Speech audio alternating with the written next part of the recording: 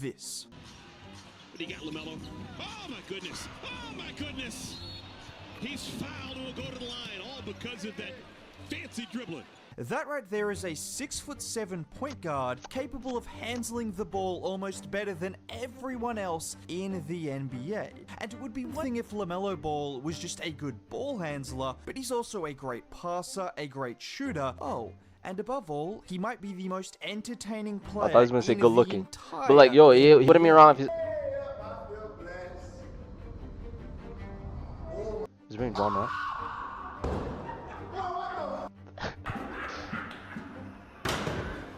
Okay, I wasn't really talking about that. Wait, or if there's That's someone also in. the entertainment Lamelo can bring. However, there are much more important things to focus on with Lamelo Ball. But if it ain't what broke, he is no, doing Lamelo on the Ball, I'm gonna have to court, give you the pass. because But if it ain't after broke, struggling like, through injuries the last few years, a lot of people forgot just how good, wait, no, just how great he is. And 8 games into this season, he's reminding the entire world, with averages of 28 points and 6 assists on career best efficiency. And I'm gonna tell you guys right now, I do not care how many games the Charlotte Hornets end up winning. Well, I do a bit because I want to see Lamelo in the playoffs, but regardless of their record, that will not change the fact that Lamelo Ball is a special player and he is must-watch TV, or however else you watch NBA, every single time he steps foot on the floor. I wouldn't say that, you know what I'm saying? Like, he's good, but like, bro, you know, there is some better players as we speak, you know what I'm saying? Just in the clip, so, you know what I'm saying? Just like, look across the screen. First half. Lamelo! Ball back into the ball game. Lamelo's had a night and a half. What's new? Oh my goodness! The kid's a baller! I mean, just look at this play from against the Celtics, where he crosses up Peyton Pritchard, driving in the paint before throwing a wraparound pass, relocating to the corner, and without having set himself, he knocks down the 3 whilst practically falling into the Celtics bench, or any number of the heat checks he's already had to start quarters against the Pistons the other night. He decided to turn it on in the 4th quarter, going off for 15 of his 25 points in that quarter. I mean, look at this play where he gets the screen to get off Beasley, goes behind the back, but then crosses back to avoid Beasley, and then has the touch to float it in. It's just nasty. And of course, he was going to drop in some threes as well.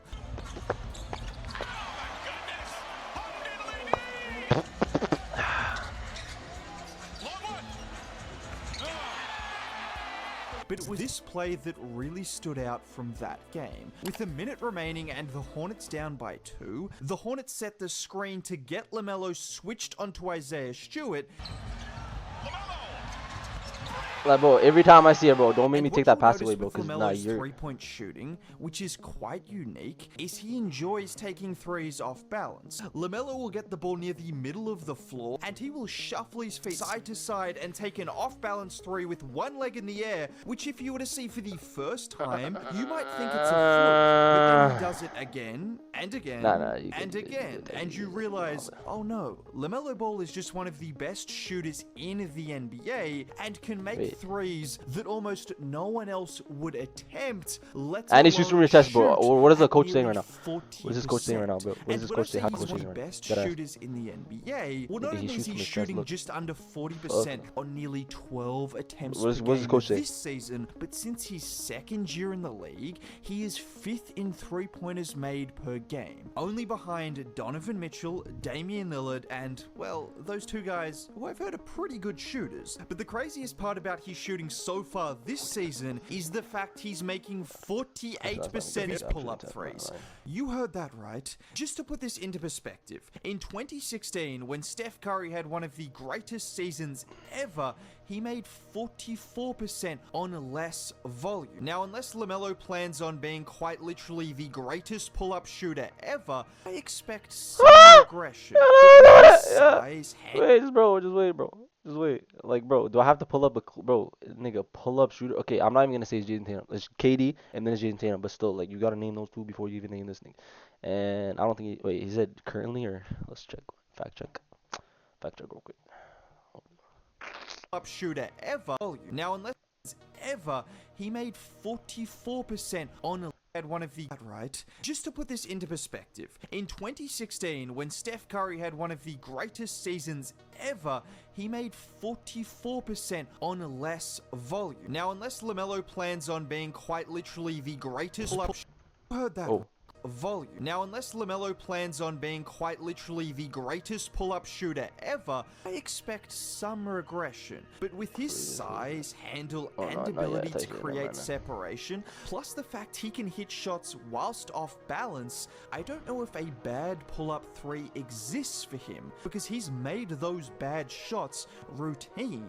And you know what's quite sad about what LaMelo Ball is doing right now? The NBA media spent so much time talking about Lonzo, LiAngelo, and LaMelo before they had even entered the NBA, often laughing at LeVar for having such high expectations. I mean, just look at the views on these videos from 7 years ago. Oh, no. Nigga was Cliff Harvin, bro. 7 years ago. No, not even 7 years. That's not even Cliff Harvin. That's fucking, he wasn't even farming. That nigga knew, bro. He saw into the future. But, I mean, you missed one, but you got two, though. About LaMelo in his early seasons as a player. What is that, 75%? Well, now that LaMelo is 23 years old and reaching the prime of his career, he looks like one of the best players in the NBA. He's undoubtedly one of the most entertaining players as a 6'7" guard who takes pull-up threes like Damian Lillard whilst having elite court vision and handling the ball like he's in a video game. But now all of a sudden, ESPN and co aren't interested. Not only are they missing out on a lot of fans, but they're doing a disservice to NBA fans who aren't LaMelo Ball fans, because he should be discussed in the same way Anthony Edwards and Jason Tatum and Jalen Brunson have been discussed over the last year, because he's not just an elite player, his play style is just incredible to watch. Oh, they're not talking about you, bro.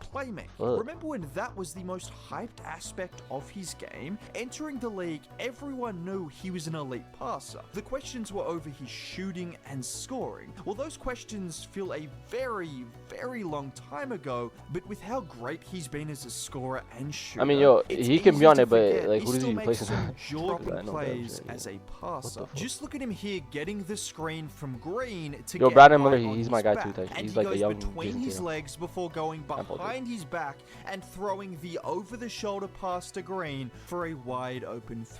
And then use his eyes to deceive. Like on this play where Nick Richards is running the floor, and LaMelo looks off the defense before throwing a left. Now, despite LaMelo isn't perfect, and whilst he's been absolutely incredible on offense, there have been a few more turnovers than you would like. Some people might question his shot selection, but who am I to question it if it is working like it is right now? But his biggest problem still remains on the defensive side of the floor. I mean, when your coach is publicly saying this, it's not great. We have to continue to challenge him, and we have to learn about how he guard one-on-one. If he knew his star player wouldn't be offended by it. And it shouldn't be much of a surprise, considering LaMelo has been unbelievable